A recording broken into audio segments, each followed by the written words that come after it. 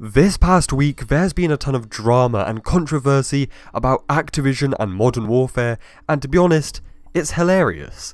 In a bad way. Excuse my nasally voice. The whole microtransaction, leak, and the year exclusivity on a mode. Which brain-dead who thought that was a good idea? All this positivity, but Activision just could not help themselves. But the most interesting thing to me is the microtransaction leak from The Gaming Revolution and how Activision and Infinity Ward responded. The leak was all about the supply drop system. Very simply, The Gaming Revolution, who definitely has an inside source, has talked a lot about microtransactions through his entire leaks, and the entire time he has said that the system has kept evolving and changing over time, and has not been set in stone.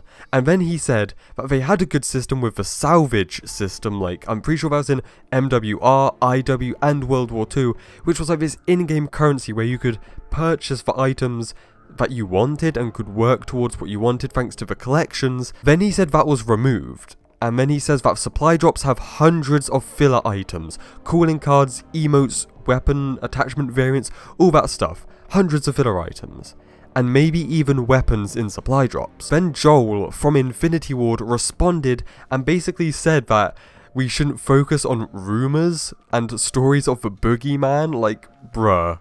Like, I'm not stupid, you're not stupid. Like, do you really think that's like a massive surprise that supply drops exist, they were leaked in the beta, and that they're gonna have hundreds of filler items? Like, that's literally not a surprise. That's not even a prediction, that's a bloody spoiler, because it's going to happen. We know it's going to happen. So why is the guy from Infinity Ward, like, acting as if that's not the case? Like, I don't know. The other thing about weapons in supply drops is that might not be the case, because at launch the system is always more fair, but as we know, if it's just after the Christmas season or 9 months down the line, the system might completely change. Because it does. Take Black Ops 4 for example, where for the first 9 months, all weapons could be earned for free, and I had all of them because of that through the contraband system. 9 months down the line, they just are like, nah, we're gonna change it and put them in supply drops or reserves. Like, what was that all about? Same could happen to Modern Warfare. By that I mean, same will happen. Please don't be surprised when it does happen. We are 25 days away from Modern Warfare coming out, and I cannot wait,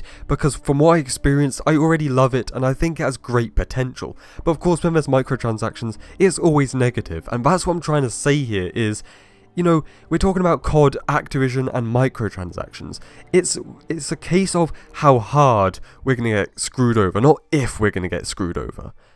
You know, some systems, some games do it worse than others. You know, Black Ops 3 and 4, vile. World War II, vile, but not as bad. You know, it gives you more of a chance. So that is the question. The thing that I'm wondering about Modern Warfare is, how over time is the system going to change? From how unfair to how even more unfair?